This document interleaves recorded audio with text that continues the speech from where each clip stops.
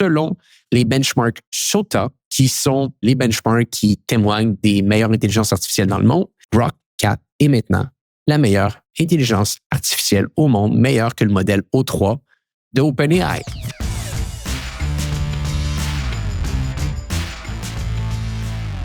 Donc, on est de retour sur le podcast Hypercroissance en mode discussion d'affaires et Jonathan et moi-même, Antoine Gagné, on était en feu hors d'épisode. On parlait de AI, on s'est dit, on a oublié de lancer l'enregistrement. Donc, nous voici, on va continuer la conversation qu'on avait, Jonathan. On ne peut pas passer une semaine sans parler d'intelligence artificielle, trop de choses qui se sont déroulées. Mais avant, le dernier épisode qu'on a fait ensemble, tu me parlais d'un challenge AI que tu étais en train de faire. Tu étais au jour 2 ou au jour 3 à peu près. C'est maintenant terminé. Comment ça s'est déroulé? Et également, parle-nous un petit peu de l'intérêt. Je pense que c'était surtout des entreprises qui étaient là dans le challenge. Comment les gens ont trouvé le tout? C'est complété effectivement aujourd'hui nos 5 journées de 45 minutes pour partir de zéro par rapport à l'intelligence artificielle. On démocratisait de manière humaine c'est quoi de l'intelligence artificielle. On se mettait les deux mains dans des outils existants comme ChatGPT pour montrer la puissance des cerveaux derrière les outils comme ChatGPT. Puis après ça, qu'est-ce qu'on peut faire dans notre entreprise pour aller au prochain niveau? La réponse a été, honnêtement, Antoine, excellente. On a reçu beaucoup de bons commentaires. Il y a même des gens qui nous ont écrit, écoute, Jonathan, j'aimerais ça avoir la possibilité de montrer ces vidéos-là à tout mon staff, puis à obliger mon staff à écouter ces vidéos-là quand ils rentrent dans l'entreprise pour au moins comprendre la possibilité que l'intelligence artificielle elle amène puis les fonctionnalités dans les chats GPT de ce monde. Donc, assurément, on va refaire une nouvelle cohorte vers la fin août, début septembre. Si jamais il y en a des gens qui nous écoutent que ça les intéresse, n'hésitez pas à me rejoindre sur LinkedIn. Envoyez-moi un petit message avec votre courriel. Je vais vous mettre en lien avec notre personne qui s'occupe de la coordination de tout ça. Mais ça a super bien été. On a eu quelques petits problèmes techniques la journée 1. Ça s'est résorbé dans les journées suivantes. Des très bons commentaires des gens. Et je m'attendais à ce que la quantité de gens diminue d'une journée à l'autre parce qu'on demande quand même un 45 minutes par jour par personne. Là. Et on a fini avec plus de monde à la fin qu'au début. On a rendu les vidéos disponibles dans un groupe Facebook privé et la quantité de vues des vidéos a été assez impressionnante. Fait qu'on est vraiment fiers, honnêtement, du résultat. On a dépassé nos attentes. On a eu des bons commentaires des gens. Je pense que ça a livré de la valeur pour les gens dans leur entreprise. Et on risque fortement de répéter l'opération, là, faire la fin août, début septembre, pour faire une nouvelle cohorte. Félicitations, bien joué avec le challenge. C'est bien placé avec l'intelligence artificielle. Et donc, continuons le challenge. Qu'est-ce qui se passe de bon? Plutôt, quelles sont les nouvelles dans l'intelligence artificielle? Donc, j'ai vu des choses avec Grok, le XAI de Elon Musk. OpenAI continue à faire les manchettes. Il y a également Gemini, il y a Anthropic. On commence où? On termine où? Je commencerai peut-être avec Grok, qui est l'intelligence artificielle de XAI, qui est Elon Musk en arrière. Je pense, Antoine, tu as vu ça passer également aussi. Ils ont dépassé pas mal tous les benchmarks, pas mal tous les seuils, le plus haut seuil d'intelligence qu'il y avait des autres intelligences artificielles jusqu'à aujourd'hui. Donc, un coup de surprise de la part d'Elon Musk. Je ne sais pas si tu as vu des datas ou des chiffres passés de ton côté, mais c'est quand même assez impressionnant de ce que ça donne au final. Je n'ai pas eu la chance d'essayer personnellement, mais à date, ce qui sort publiquement, c'est qu'il dépasserait pas mal tous les modèles, ou du moins dans certaines tâches, la majorité des modèles existants. Oui. Je pense que les mots vont commencer à nous manquer pour voir à quelle vitesse Elon Musk est capable, avec différentes équipes, d'accomplir des choses totalement exceptionnelles. Donc, je vais vous ramener un petit peu en arrière. En 2016 ou 2017, peut-être même 2015, Elon Musk a été derrière la fondation de OpenAI. On se rappelle, il était un membre fondateur avec l'objectif de démocratiser l'intelligence artificielle et surtout, il le dit par la suite publiquement, de faire en sorte que l'intelligence artificielle ne devienne pas la chose d'une seule entreprise. Et cette entreprise, il parlait de Google. Elon Musk, à ce moment, en 2015-2016, je ne me rappelle pas exactement la date exacte, était très nerveux à l'idée que Google venait de faire l'acquisition de DeepMind et qu'il possédait littéralement 75% des meilleurs cerveaux sur Terre quand on parle d'intelligence artificielle. Donc, décide par la suite de lancer un organisme à but non lucratif, OpenAI, pour essayer de mieux comprendre, démocratiser, voir où est-ce qu'on s'en va avec l'intelligence artificielle et s'associe avec quelqu'un qui est devenu célèbre à ce jour, Sam Altman, qui, préalablement à ça, travaillait à Y Combinator. Je pense qu'il était même président de Y Combinator. Bref, il était grandement impliqué là-bas. Il y avait également eu d'autres investissements avec beaucoup de succès auparavant. Donc, bref, les années passent. ultimement, il y a divergence d'opinion entre Elon Musk et Sam Altman, divergence d'opinion qui arrive de plus en plus souvent avec Elon Musk, si vous comprenez ce que je veux dire. Et finalement, ils se séparent. Et il faut se rappeler une chose, Elon Musk avait investi 50 millions dans OpenAI. Donc, quand finalement OpenAI est devenu ce qu'on sait, ce qu'il est aujourd'hui en 2022, quand ChatGPT a vu le jour, finalement, c'était plus nécessairement un organisme à but non lucratif, mais c'était une organisation sans limite qui devenait le Google de 2022 ou le Facebook de 2022, peu importe la comparaison que vous voulez lui donner. Mais là, ça l'a rendu, et pour des raisons évidentes, je pense Elon Musk assez frustré de voir le tout et de se dire, j'ai été un membre fondateur, on avait une vision de départ d'avoir des modèles open source pour démocratiser l'intelligence artificielle. Les modèles ne sont plus open source. On n'est plus d'organisme à but non lucratif. On veut faire de l'argent. Qu'est-ce qui se passe? Et ce serait mal connaître Elon Musk de penser qu'il allait rester sur les lignes de côté. Donc, finalement, il n'a pas pu revenir avec OpenAI. Je ne pense pas qu'il le voulait, là, en toute transparence. Donc, qu'est-ce qu'il a décidé de faire? Il a décidé de lancer sa propre entreprise d'intelligence artificielle nommée xAI. Et pourquoi je dis ça? Parce que l'organisation a été lancée littéralement en mars, 2023. Donc là, juste pour remettre ça en perspective, les gros joueurs d'intelligence artificielle aujourd'hui, comme on les connaît, il y a Google qui est en affaires depuis la fin des années 90. Il y a OpenAI qui a été lancé, comme je l'ai mentionné un petit peu plus tôt, en 2015. Il y a Anthropic, effectivement, tu me disais juste avant le podcast, Jonathan, qui est en affaires depuis uniquement 2021, donc c'est assez récent, mais tout de même, xAI est présente depuis uniquement 2023. Et ce qui est assez exceptionnel dans ce qu'ils ont été capables de faire, xAI, avec leur modèle Grok, c'est de bâtir l'infrastructure Colossus. Est-ce que tu as vu, ça ressemblait à quoi, le Colossus, Jonathan? J'ai pas vu, mais j'en ai entendu parler à un point tel qu'ils ont, je pense, monopolisé 1/3 de tous les systèmes de refroidissement mobiles des États-Unis juste pour réussir à assembler assez de puissance de refroidissement. C'est complètement illogique. Là. Puis je pense que c'est 200 000 GPU qu'ils ont assemblés de mémoire. Ils veulent monter à 500 000. On parle de 10 milliards d'investissements, à peu près. Oui, c'est énorme. Donc, au départ, ils en ont mis 100 000. Là, ils sont rendus à 200 000. Donc, juste pour mettre ça clair avec les gens qui nous écoutent, Colossus est installé à Memphis, je pense qu'il est à Memphis, littéralement. Et ils ont installé leur data center là-bas, littéralement. Donc, toute leur infrastructure pour Grok AI est installée là-bas avec 200 000 GPU qui, pour les gens qui ne savent pas exactement ce qu'est des GPU, c'est ce qui fait en sorte que NVIDIA vaut 4 trilliards de dollars aujourd'hui. Et donc, ils ont été capables de construire ça et on se rappelle, pour bâtir une très grande intelligence artificielle, tu as besoin d'accumuler énormément de GPU, tu as besoin d'avoir énormément de data, ce que Elon Musk a avec sa plateforme anciennement connue sous le nom de Twitter et également avec Tesla, avec tout le data qu'ils sont capables d'accumuler. Et tu as besoin de gens excessivement brillants également qui sont capables de joindre à l'aventure. Et comme on le sait, Elon Musk est bon pour attirer ces talents-là. Et encore une fois, ça serait mal connaître Elon Musk de penser qu'il veut jouer comme dernier joueur. Finalement, à peine 2 ans plus tard, 2 ans et quelques mois, Grok 4, donc il y a eu des modèles auparavant. Grok 3 était très fort, Grok 2 c'était un petit peu plus compliqué, tout comme le premier Grok, mais le Grok 3 et le Grok 4 avançaient à vitesse lumière et Grok 4 qui est sorti littéralement la semaine dernière, selon les benchmarks SOTA, qui sont les benchmarks qui témoignent des meilleures intelligences artificielles dans le monde. Grok 4 est maintenant la meilleure intelligence artificielle au monde, meilleure que le modèle O3 de OpenAI. Maintenant, petit bémol et petit astérisque. Ici, c'est à peu près tout le temps ça qui se déroule, à tous les 3-4 mois. Lui qui sort le nouveau modèle a le meilleur modèle pendant quelques semaines et là, par la suite, un autre joueur arrive, sort le nouveau modèle et est capable de reprendre la position numéro 1. Donc, c'est arrivé plusieurs fois avec Gemini, c'est arrivé plusieurs fois également avec OpenAI. Donc, je ne serais pas surpris que quand on voit GPT-5 arriver au courant de l'été, on ait un nouveau modèle encore plus puissant que Grok. Mais je pense que c'est important de mentionner et de le dire, en l'espace de 2 ans seulement, bâtir une organisation de la sorte, intégrer aussi rapidement autant de GPU ensemble à Memphis comme ils l'ont été capables de le faire. Tout le monde disait que ça prendrait des années. Ils ont été capables de le faire en 6 mois.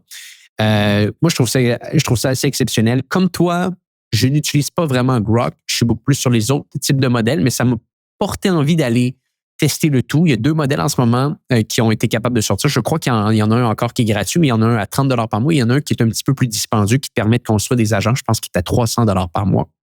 Et également, Grok vient de signer un contrat de 200 millions de dollars avec le gouvernement américain, des contrats qui ont été alloués également à d'autres entreprises d'intelligence artificielle. Donc, on voit des modèles d'affaires commencer à se greffer, autre que simplement le modèle d'abonnement utilisateur. On sent qu'il y a plusieurs types de structures économiques qui vont commencer à se mettre en place. Donc, si on fait notre petit tour d'intelligence artificielle, on ne peut pas passer à côté de cette nouveauté, de cette annonce. Grok 4, assez exceptionnel. Elon Musk n'arrête pas de nous surprendre. Puis je rebondis sur certains items que tu as apportés à la table, Antoine. La première des choses, c'est l'usine, pas l'usine, mais l'endroit où Colossus est présentement. C'est une ancienne usine d'Electrolux qui fabriquait des réfrigérateurs, des machines à laver. Donc, c'est vraiment fascinant de voir comment Elon Musk et son équipe attaquent les problèmes. Il y a un bon vidéo sur YouTube qui explique comment ils ont attaqué chacun des problèmes pour réussir. Leur but, c'était le plus rapidement possible assembler un plus grand nombre possible de puissance de calcul, de GPU. Donc, première étape, on ne peut pas construire un building, ça va être trop long. C'est quel building est disponible le plus rapidement possible qui correspond à nos critères minimums? On l'achète, let's go. Après ça, deuxième problème, refroidir tout ça. Il n'y a jamais aucun fabricant de système de refroidissement qui va être capable de produire rapidement. Bon, parfait, on va monopoliser des containers mobiles puis des unités mobiles, puis on va toutes les amener à Memphis. Donc, il a monopolisé 1/3 de toute la disponibilité de refroidissement mobile des États-Unis. Il a tout amené ça à Memphis pour réussir à allumer ça le plus rapidement possible. Donc, c'est vraiment le fun de voir comment il a bâti sa logique pour réussir à enlever un à la fois chacun des problèmes que les gens diraient « Non, c'est impossible, on ne peut pas y arriver » dans un si court laps de temps qui a été 6 mois, qui est complètement hallucinant. Là. Donc, c'est le fun à c'est voir. Exceptionnel. Il y a des bons vidéos sur YouTube là-dessus. Je rebondirai également aussi sur... J'ai vu une vidéo de Sam Altman qui parlait dernièrement, puis il expliquait, je ne sais pas si vous en rendez compte, tout le monde, mais ça fait 10 ans qu'on existe là. Parce que OpenAI existe depuis le 20 novembre 2015, mais tout le monde n'en avait jamais entendu parler avant que ChatGPT sorte. Donc, tout le monde pense que c'est un succès overnight, un succès en dedans de 24 heures, mais ça faisait 7 ans qu'ils travaillaient à essayer de faire fonctionner les modèles et amener ça à un niveau. Et on parle de Google, puis on parle de d'autres, mais c'est à cause de Google qu'OpenAI a réussi à faire cette avancée-là et à inspirer tout le monde par après, parce que ça part d'un article, un papier qui était publié en juin 2017 par des gens chez Google.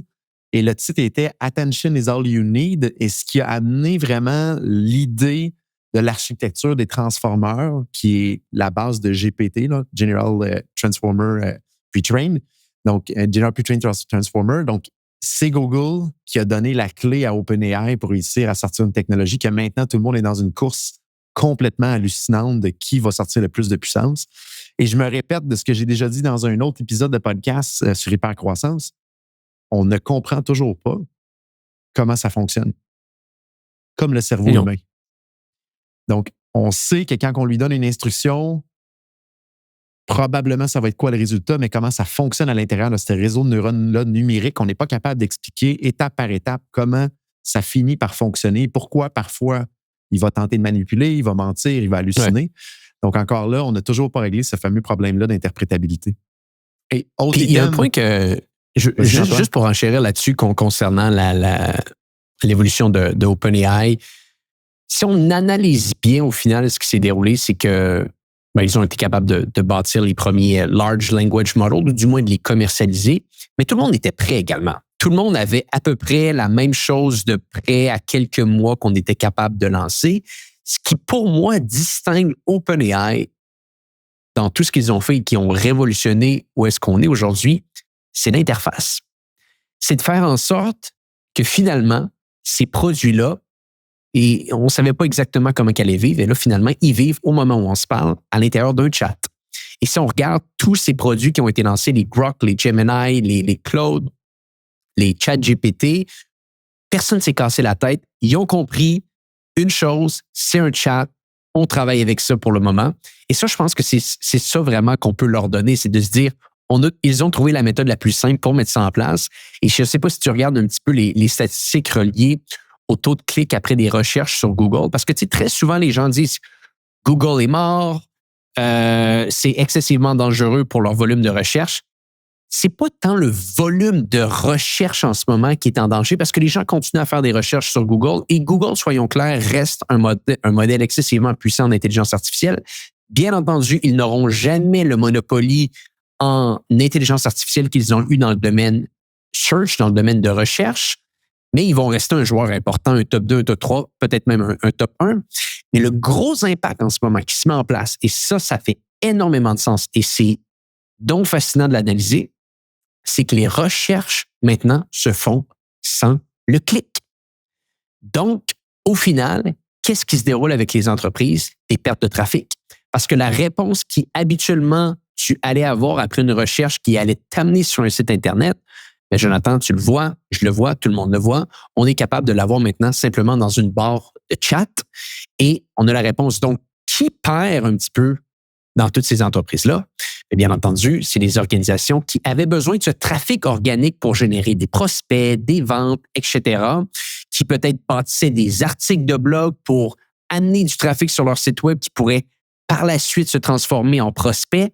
Maintenant, écoute, on a la réponse dans la barre de recherche. Donc, c'est que récemment, parce que là, les statistiques ne mentent pas, c'est que récemment qu'on voit vraiment l'impact sur le SEO qu'on appelle, le trafic organique, sur les entreprises, relié bien entendu à l'intégration de ces modèles de Large Language Model.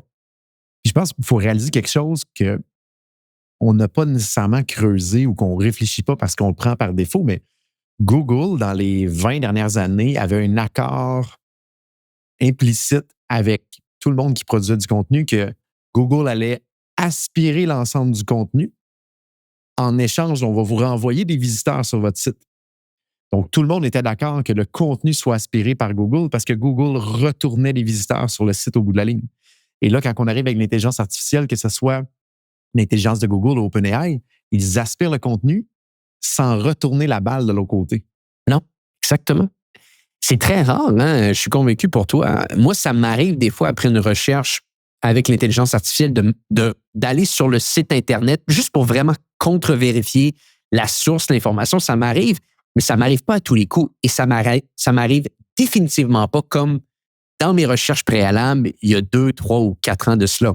Donc, en ce moment, soyons honnêtes, il y a une première victime très claire devant nous en ce moment. Ce sont les créateurs de contenu qui, grâce au contenu d'articles de blog qu'ils étaient capables de mettre sur leur site Internet, généraient un volume de trafic qui, par la suite, pouvait devenir un client spécifique pour leur organisation. Il y a une première victime qui se met en place. Après, bien entendu, tu peux être référencé via ces différents modèles, mais c'est encore un petit peu ambigu de comment tu peux vraiment te faire référencer parmi ceux-là. Il n'y a pas encore beaucoup d'informations qui est sortie.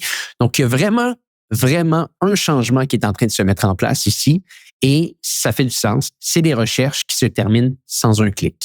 Je serais curieux, Antoine, de te lancer une question puis de démettre mon opinion là-dessus aussi, mais on parle de OpenAI, Anthropic, copilote de Microsoft, XAI et compagnie. Je serais curieux de voir c'est quoi ton opinion de chacun de ces grands-là essaie de s'en aller dans quelle direction par rapport à l'intelligence artificielle ou à quel morceau de marché qu'ils tentent potentiellement d'aller capturer. Moi, j'avais émis une opinion la semaine passée dans la cohorte AI qu'on a fait, mais je serais curieux de voir si toi, tu as une vision sur certains de ces joueurs-là, de dire, oh, tel joueur s'en va plus vers A ou vers B comme direction. On fait une petite pause sur le podcast en cours parce que je veux vous parler d'une entreprise que j'aime tant et cette entreprise se nomme Hello Darwin. Hello Darwin, d'ailleurs, si vous ne le savez pas, c'est une organisation qui vous aide à aller trouver les subventions dont vous avez le droit et Hello Darwin est également un partenaire du podcast Hypercroissance. Parlant de subventions, il y en a une que je veux vous parler aujourd'hui. Je veux vous parler du programme de soutien à la commercialisation et à l'exportation, qui d'ailleurs est une initiative d'Investissement Québec. Et là, récemment, il y avait une partie de l'équipe d'Hello Darwin qui était présente lors d'une allocation exclusive de la ministre de l'Économie du Québec, Christine Fréchette, et elle a annoncé que le programme, très, très prisé, allait réouvrir au courant de l'été. Et c'est un programme qui vous aide à commercialiser vos produits et services au Québec, mais également par la suite à exporter vos produits à l'international. D'ailleurs, avec ce programme-là, dans le passé, on pouvait avoir des subventions qui allaient jusqu'à 250 000 $. Mais attention, sachant que c'est un programme qui est très, très, très en demande et que des places limitées, je vous invite à rapidement aller remplir un formulaire sur le site web de l'équipe de Hello Darwin pour être dans les premiers à y avoir accès avant que le programme soit plein. Donc, si ça vous intéresse, go.hellodarwin.com/hypercroissance. Je le répète, go.hellodarwin.com/hypercroissance. Il y aura un lien dans les notes de l'épisode. Ça va vous donner la chance d'être dans les premiers à avoir accès à cette subvention et également d'avoir un 10 % de rabais quand vous allez travailler avec l'équipe de Hello Darwin. Ils vont tout faire pour vous. Ils vont faire le travail pour trouver la subvention, faire le travail pour trouver l'argent pour vous et faire en sorte par la suite que vous pouvez vous concentrer à une chose, faire croître votre entreprise. De retour à l'épisode en cours. Je pense que oui, je pense que je vais répondre à ta question. Je pense que je vais également répondre à ta question en mode de quelle manière s'y prennent-ils pour se rendre où est-ce qu'ils veulent s'en aller? Et j'ouvre le point ici que je trouve d'une fascination absolue, Jonathan. On en a parlé un petit peu hors d'onde juste avant de commencer le podcast. C'est cette guerre de talent qui commence à se mettre en place à des prix incroyables. Donc, vous vous rappelez, il y a quelques semaines sur le podcast, on avait parlé brièvement, Jonathan, Léveillé et moi, comme quoi que Meta maintenant faisait des offres de centaines de millions de dollars à des employés de OpenAI. Parallèlement, on parlait de l'acquisition qui avait fait de 49 % de Scale AI pour finalement amener le CEO Alex Wang à l'intérieur même de Meta pour qu'il puisse diriger le département d'intelligence artificielle de l'organisation. Donc, là, on s'est dit, oh, OK, donc là, c'est plus simplement des salaires de quelques centaines de milliers de dollars par année, peut-être $1 million par année qu'on va donner à ces joueurs-là. On rentre sur des valeurs d'entreprise qui sont données à une seule personne. Et là, cette semaine, qu'est-ce qui se déroule? Windsurf, qui est un outil d'intelligence artificielle excessivement puissant, qui aide beaucoup pour le coding, peut-être même que tu pourras en parler un petit peu plus par la suite, Jonathan. Dans les dernières semaines, il y avait des rumeurs excessivement fondées et c'était même quasiment terminé, comme quoi OpenAI avait été capable de mettre la main sur l'organisation pour 3 milliards de dollars. Finalement, le deal, plutôt l'entente, n'a pas eu lieu. Il y a eu des enjeux, il y a eu des soucis spécifiquement reliés de ce que j'ai été capable de comprendre au partenariat entre Microsoft et OpenAI qui a causé énormément de troubles à cette transaction-là. Bref, tout ça pour dire que la transaction ne s'est pas faite. Donc, Windsurf repart de son côté, OpenAI repart de l'autre côté. Et après cette transaction avortée, que se passe-t-il? Eh bien là, 2 ou 3 semaines après la saga Scale AI et Meta, qu'est-ce qui se déroule? Le CEO de Windsurf quitte l'organisation pour aller rejoindre l'équipe de Gemini. Et je vous le dis tout de suite, si Windsurf allait être acheté pour 3 milliards de dollars, le CEO de Windsurf n'est pas parti pour 300 000 dollars. C'est pas sorti, le chiffre n'est pas sorti, mais le montant que Google a dû débourser pour aller dénicher ce talent doit être totalement ahurissant. Et c'est ça que je trouve fascinant en ce moment, c'est que ces entreprises-là en ce moment comprennent qu'on est dans une course et que pour gagner cette course-là, tu as besoin de talent et que la seule manière en ce moment pour vraiment aller chercher ce talent, ce talent pur et dur, c'est d'aller déployer des milliards de dollars. Et qui peut déployer des milliards de dollars que quelques joueurs dans le monde? Donc, au-delà de te dire où est-ce que ces organisations-là vont, parce que je pense que tu as une idée claire qui va pouvoir vraiment aider l'audience, je trouve ça excessivement fascinant, le fait qu'aujourd'hui, on est capable de mettre sur 1 ou 2 personnes des montants drastiquement plus élevés ou des fois à peu près le même prix qu'on pouvait mettre dans le passé sur des entreprises.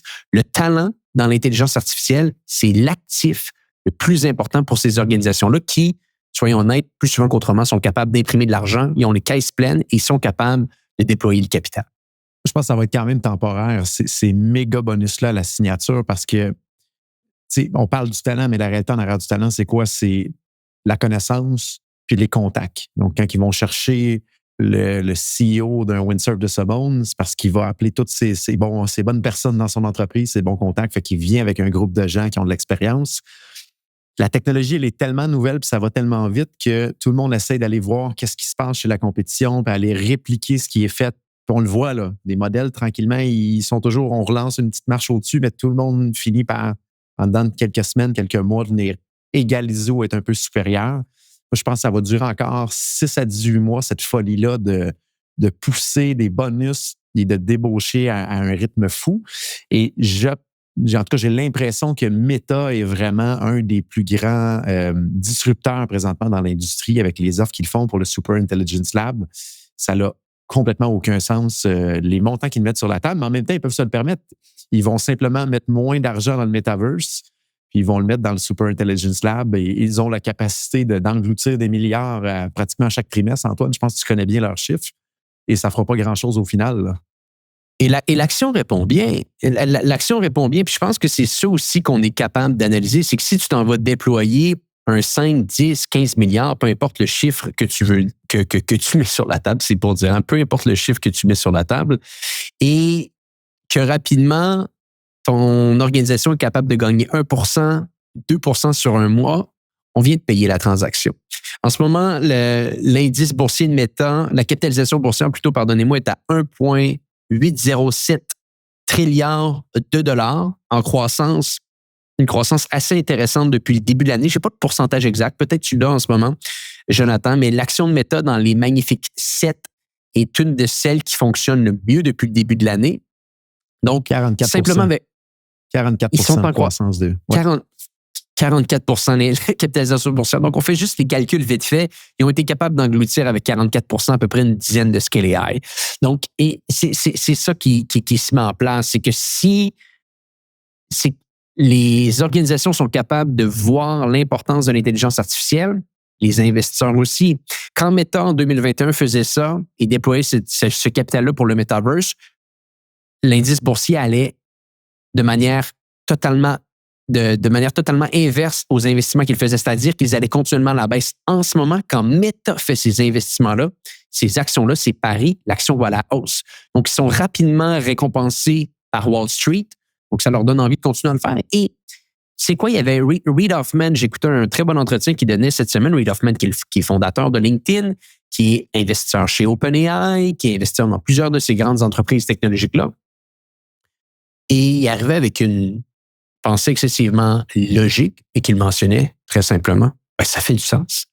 Parce que si toutes ces entreprises-là, les plus grandes entreprises du monde, les plus grands cerveaux du monde, sont d'accord pour dire qu'un cerveau, 2 cerveaux, 3 cerveaux vaut X, ça veut dire que l'impact que ces personnes-là peuvent avoir pour leur entreprise vaut ce montant-là. Donc, pourquoi pas le faire? Et surtout, pourquoi pas en profiter si tu es un de ses employés? Et Antoine, tu te souviens sûrement quand on a eu la discussion sur l'action de Meta en novembre 2022, alors que c'était près de 100 $ et même moins. Et Antoine, tu nous disais, ça n'a aucun sens, c'est une aubaine. Et là, si on regarde, quand on en a parlé aujourd'hui, c'est 500% de rendement, donc x5, même un peu plus que ça l'a eu, quasiment x7 parce que c'était 100 $ US. Aujourd'hui, on est rendu à 719 $ US. Ça n'a complètement aucun sens. Je dors très bien depuis ce moment-là. Je dors très bien depuis ce moment-là, Jonathan. Si jamais tu envoies d'autres moments comme ça, n'hésite pas à nous le partager. Peut-être hors d'onde pour pas qu'il y ait de conflit d'intérêts ou quoi que ce soit, mais voilà. Antoine, je partage un peu mon opinion de ce que je vois, ce que j'entends des grands de ce monde, la direction dans laquelle ils veulent s'en aller. Je commence par OpenAI, qui est, je pense, vraiment le leader présentement sur le marché et l'entreprise qui sort coup après coup souvent des nouveautés. Moi, je vois 3 axes dans lesquels ils essaient de pousser. La première, c'est qu'ils veulent devenir un système d'exploitation, donc un OS, un operating system. Donc, ils veulent être le point de départ et le point final dans lequel, quand vous êtes sur un ordinateur ou sur un téléphone mobile, ils veulent que tout passe par eux. Donc, fort probablement que ChatGPT va continuer à évoluer dans lequel on va être encore plus capable de faire d'actions, déployer des agences, interconnecter avec d'autres systèmes. Donc, ChatGPT va probablement éventuellement devenir un système d'exploitation en soi et on va faire une bonne partie de ce qu'on veut ou ce qu'on pourrait faire à l'intérieur de ce système-là. Ils l'ont dit publiquement qu'ils veulent devenir ça au final. Et une action qui corrèle avec ça, c'est il y a des rumeurs là, que OpenAI devrait sortir dans les jours qui suivent, dans les semaines qui suivent, leur propre navigateur. Donc, ça, encore là, ça va venir faire une belle jambette à Google parce que ça vaut une fortune pour eux, Google, le navigateur, surtout la barre de recherche dans le navigateur. Donc, ça va faire trembler, je pense, l'action de Google quand OpenAI va sortir officiellement son propre navigateur. Donc, premier axe, je pense, système d'exploitation. Le deuxième axe, c'est vraiment l'aspect agent. Ils veulent pousser très, très, très, très, très loin pour s'interconnecter avec nos données et exécuter des tâches que normalement on confierait à un humain.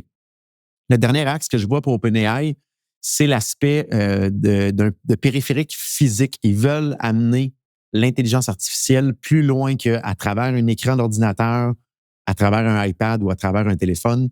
Donc, de là, justement, ce qui est en mouvement avec Johnny Ive, l'ancienne tête d'affiche d'Apple, au niveau de la conception de produits physiques.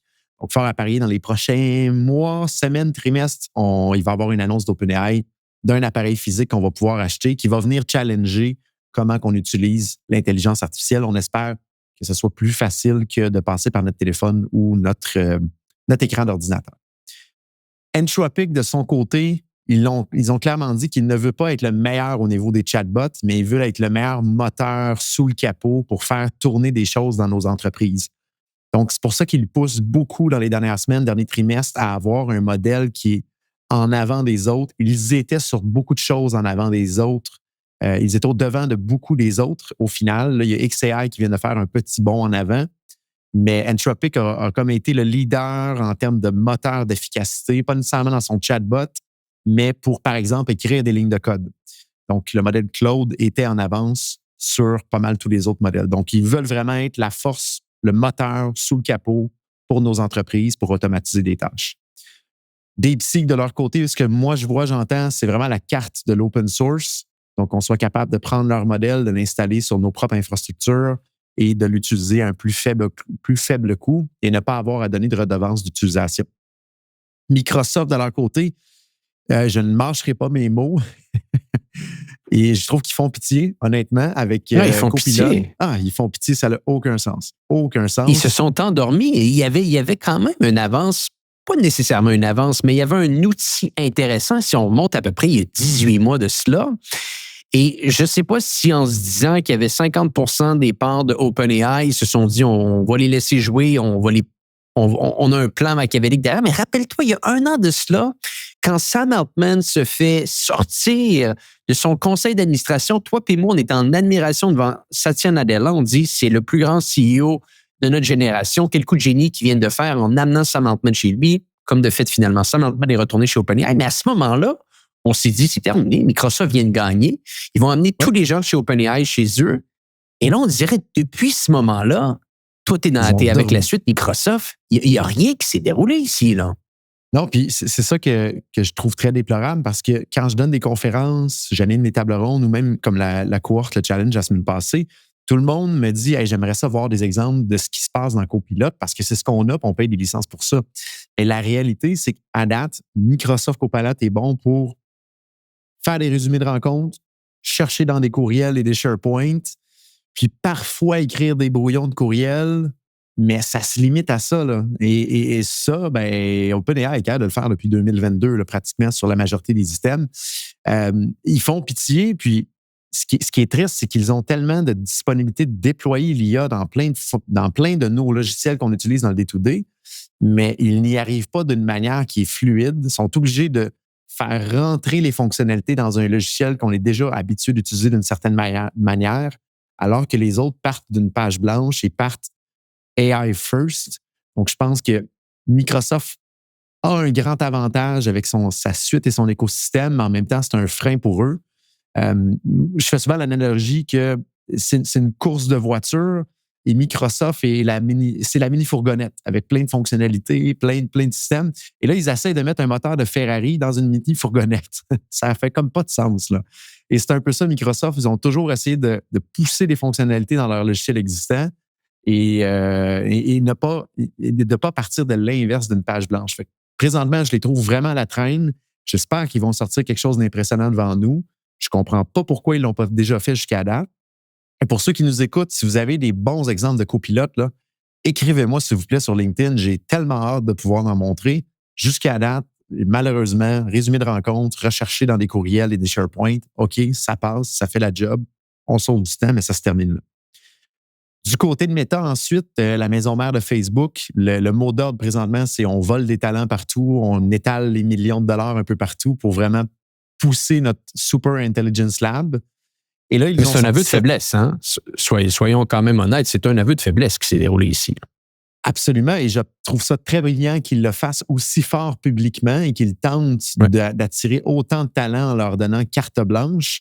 Et là, déjà, les rumeurs de ce qui est en train de se discuter et de se créer dans ce Super Intelligence Lab-là, et que Meta, dans les dernières années, avait toujours eu l'approche open source. Et théoriquement, de ce qu'on voit, ce qu'on entend, on devrait avoir une annonce, je pense, dans les prochaines semaines. Ils vont abandonner leur modèle open source au niveau du développement et repartir d'une nouvelle page blanche et d'être sous un modèle pour profit au final. Ce qui serait logique dans le cas de Meta, s'ils mettent des milliards, à un moment donné, il faut que ça soit logique et que ça rapporte des sous.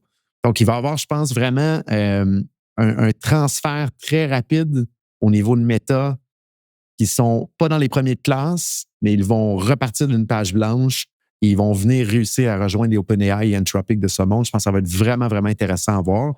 Encore là, Meta, très mauvais comme Microsoft, à essayer d'intégrer leurs fonctionnalités dans leur système existant. Horrible. Ils disent qu'ils ont des millions d'usagers qui utilisent l'intelligence artificielle de Meta, mais c'est la barre de recherche dans Meta, donc ça compte pas en réalité, là. Quand on recherche, on n'a pas besoin d'AI à cet endroit-là. C'est ridicule. Je le trouve ridicule, Zuckerberg, quand il nous dit on a des milliards de personnes qui utilisent Meta AI à chaque mois. C'est le même enjeu quand il dit qu'on a 400 millions d'utilisateurs actifs mensuels pour Threads. C'est-à-dire que les gens qui utilisent Threads en ce moment, c'est quand ils voient une petite notification sur Instagram pour continuer son contenu, d'aller sur Threads. C'est-à-dire, c'est uniquement des informations divulguées pour faire gonfler l'action suivant une annonce des résultats trimestriels. Donc, ça fait un peu pitié. Puis tu sais quoi, je trouve, ça commence quand même, et tu sais ce que je fais dans la vie, hein, et les gens sur le podcast savent également ce que je fais dans la vie. On gère beaucoup de budget sur Meta. Mais je trouve que de plus en plus que les années avancent, de plus en plus que le modèle de Meta devient très, très clair, c'est-à-dire qu'il n'y a jamais d'innovation, c'est qu'on copie, c'est toujours ce qu'on fait. Littéralement, ils ont créé Facebook, par la suite, ils ont acheté Instagram et WhatsApp, ils ont été très, très bons sur ces achats-là. Instagram, ils ont lancé les stories en copiant littéralement Snapchat. Ils ont lancé les Reels en copiant littéralement TikTok. Je veux dire, mais ils sont bons là-dedans. Ils ont lancé Threads en copiant Twitter. Ils sont très, très bons pour copier. Mais là, à un moment donné, dans un contexte comme ça, on dirait que des fois, ça a ses limites. Et là, c'est pour ça que je mentionnais qu'il y avait un aveu de faiblesse. C'est que j'ai hâte de voir où est-ce que cette équipe-là va aller en termes d'IA. Ils risquent d'avoir un bon produit. Mais est-ce que juste amener les meilleurs ensemble puis leur donner un budget illimité est une approche qui va fonctionner? Sur papier, c'est pas tellement mauvais. Mais quand on voit ce que Elon Musk a été capable de faire avec ses équipes sur 28 mois, avec un budget, soyons honnêtes, important, ils ont levé de l'argent, mais clairement pas autant important que les autres joueurs. Là, tu peux commencer à te poser des questions. Qui va vraiment gagner le jeu ici? Est-ce que c'est lui qui déploie capital après capital, ou c'est lui qui a peut-être une approche un tout petit peu différente ici? Donc, tout ça pour dire que j'ai quand même été un petit peu déçu de ces différentes intégrations de Meta dans l'intelligence artificielle. Hâte de voir ce qu'ils vont nous sortir, mais soyons honnêtes, est-ce que tu as utilisé Meta AI, toi, de ton côté?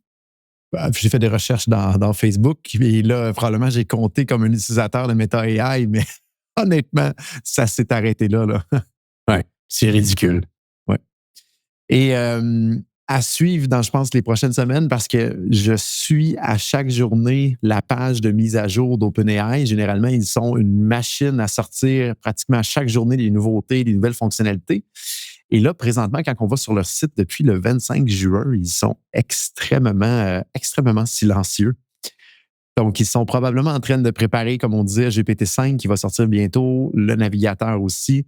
Donc, j'ai hâte de voir les prochaines journées, prochaines semaines. Je vais être en vacances, mais je vais quand même suivre des nouvelles là-dessus. Ça va être intéressant, je pense, de voir ça et de suivre ça pour nos organisations parce que si GPT-5 était à la hauteur de ce qu'on s'attend, il y a tellement de choses qu'on va être capable d'automatiser dans nos organisations. Il y a déjà tellement un grand bond en avant depuis novembre passé avec les modèles qui permettent une chaîne de réflexion. Et il me reste peut-être un 30-35% là, à haut niveau, je pense, de capacité cognitive qui manque par l'intelligence artificielle. GPT-5 probablement va venir aller gruger quelques pourcentages encore de ce qui manque là, pour venir aller vraiment propulser nos entreprises au prochain niveau. Là. Mais je pense, et peut-être pour terminer un peu là-dessus, que ça va être un moment important. Parce qu'imagine, et je ne pense pas que ça va se passer parce que jusqu'à maintenant, ils nous ont toujours sorti des surprises et des modèles totalement incroyables. Imagine qu'ils se plantent ou qu'ils sont pas aussi forts qu'un Grok 4. Est-ce que ce serait le début de la fin? Et j'ai hâte de voir parce qu'à un certain moment donné, c'est pas vrai qu'il va toujours avoir 5 joueurs qui vont se battre pour avoir la position de tête. On le voit déjà, il y en a qui sont en train de mettre genou à terre. Si on regarde un petit peu ce que Meta a fait, ils ne sont plus dans le pelon, dans le pelon de tête, pardonne-moi. Vont-ils l'être dans le futur? À voir, mais pour le moment, ils ne sont pas présents. Microsoft, tu l'as mentionné, ça fait un petit peu pitié. En ce moment, les gros joueurs, on pourra en sortir 4. Grok, xAI, l'équipe de Elon Musk, OpenAI, Anthropic et Google. Est-ce que j'en oublie un? Je pense pas. Selon moi, ce serait pour l'Amérique du Nord, parce qu'on peut aller avec DeepSeek, on peut aller avec les modèles d'Alibaba, Amazon aussi. Donc, il y en a d'autres, mais on les voit moins, on les entend moins présentement. On est très ouest, hein? On est très dans le monde de l'ouest. Donc, on va rester dans le monde de l'ouest. On ne connaît pas assez le monde de l'est et peut-être que ça sera à nous de mieux s'éduquer. Donc, si on reste dans le monde de l'ouest ici, il y en a 4. Et là, j'ai hâte de voir parce que si, à un certain moment donné, un joueur va faire une annonce et il ne réussira pas à être aussi bon que le joueur qui vient de faire l'annonce précédente. Et là, tranquillement, il va y avoir peut-être ces paris qui vont se mettre en place sur qui va vraiment gagner cette fameuse bataille de l'intelligence artificielle, mais c'est assez exceptionnel et excitant de suivre le tout. Et c'est peut-être pour ça qu'OpenAI ne sort rien depuis 2 semaines, parce qu'ils sont peut-être à la limite des cartes qu'ils avaient cachées. Et là, ils vont revenir sur une cadence un peu plus humaine de lancement de fonctionnalités. C'est ça que je voulais amener à ton attention parce que si vous regardez un petit peu, sur X, Sam Altman et je pense l'équipe globalement d'OpenAI, il y avait d'autres annonces qu'ils voulaient faire et sont continuellement repoussées en ce moment. Et pourquoi sont-elles repoussées? On va terminer le podcast là-dessus. On va vous laisser deviner. Jonathan, est-ce que tu as des choses à rajouter avant que toi, je te laisse filer également? C'est complet, Antoine, encore pour cette semaine. Merci. Fantastique. Merci beaucoup pour les gens qui nous écoutent. On se dit à bientôt pour un prochain épisode du podcast Hypercroissance.